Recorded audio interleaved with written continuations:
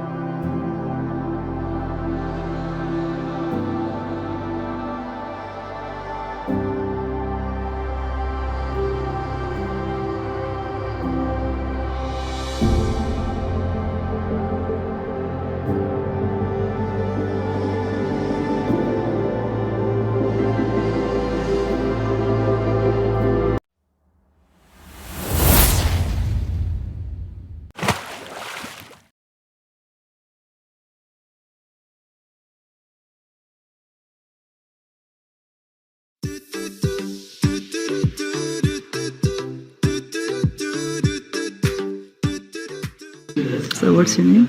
Kira. Carol? Kira, yeah. Kira. All right, so we have Sister Kira over here, and Alhamdulillah, she took her Shahada, she embraced Islam, and her mom is also here who is supporting her, right? But I'm just so curious, mashallah, such a young, sweet girl, she embraced Islam. What made her to study Islam and now, Alhamdulillah, to embrace Islam? Sister Kira, go ahead. Okay, so I had always been introduced to Muslims from all the traveling around the country that we did, and I decided to research like why do women wear the hijab, and I just did research and I kind of like walked away from it, and I just kept it on the back burner in my mind, and I just did research occasionally from there, and then I met my friend Shiza, and I decided to really get into it and really learn more about it. And so that's how I came to Islam and to embrace Islam. How do you feel when you are wearing the hijab? Do you feel different? How do you feel? Okay, I do feel different. I don't feel pressures from society to be like wearing makeup, wearing like a cute hairstyle. Like I don't feel any of those societal pressures anymore. And I feel like I can really be me and myself without worrying how I look on the outside. Wonderful. You know, you have your mom over here. Mom, what's your name? Sarah. Sarah. Sarah, how do you feel your daughter, right? She made a really important decision in her life. How do you feel about her becoming a Muslim? She did. She made a really big decision. So we've always encouraged our children to follow their own path, whatever that was. And Kira came to me and told me she was researching Islam. And so we supported her in that. And she read the Quran and said that it spoke to her. And she's had positive improvements to her overall self. And so, yeah, we're at the beginning of the journey, but it's been good so far. And I'm just doing my best on supporting her and however I can do that. Have you also read the Quran, by the way? I know your daughter, perhaps she did. What about you?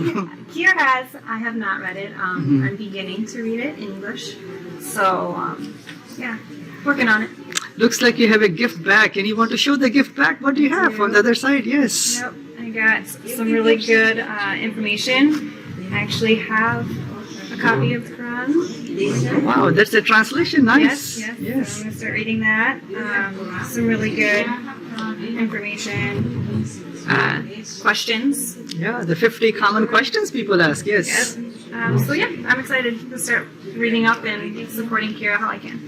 Kira, what one message that you have to other youth, other kids who may also be searching for the truth? They may have so much societal pressure. What message that you have for them? I just say to be yourself, and it's okay to question things. Like, if you're from a different religion, you're like, I don't think this is for me. It's okay to question it. Like, it's okay to hunt for the truth because it's out there. You just have to find it. What in Islam that you like the most, by the way? There are so many wonderful things in Islam, right? Yes, I'd say definitely the women's rights because I believe that they have definitely changed, and I do not believe that Islam oppresses women, which is another thing that I like because I know in Christianity and other religions that women were definitely oppressed, and that's why I really one of the reasons why I really like Islam. Can you mention one of the rights that Islam gave to women that you said, wow, that's so wonderful?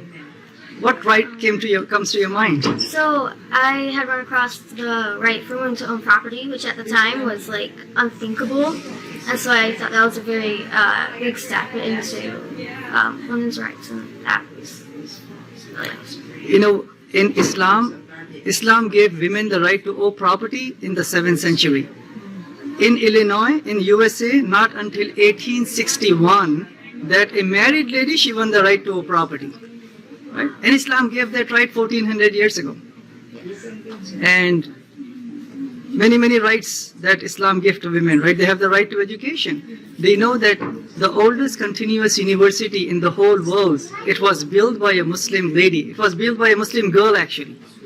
Just like you, she wore the hijab and she made the oldest continuous university.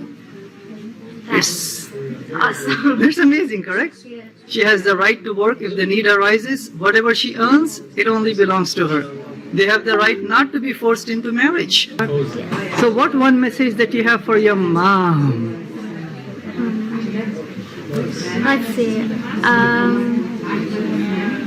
To keep researching Islam because there's so much more that even I don't know about, and there are so many wonderful things in it that I want her to know as well, and I want her to experience, and I just hope that she makes the right choices for herself, no matter what that might be. All right, and you wish your mom to also join you one day? Yes, I do.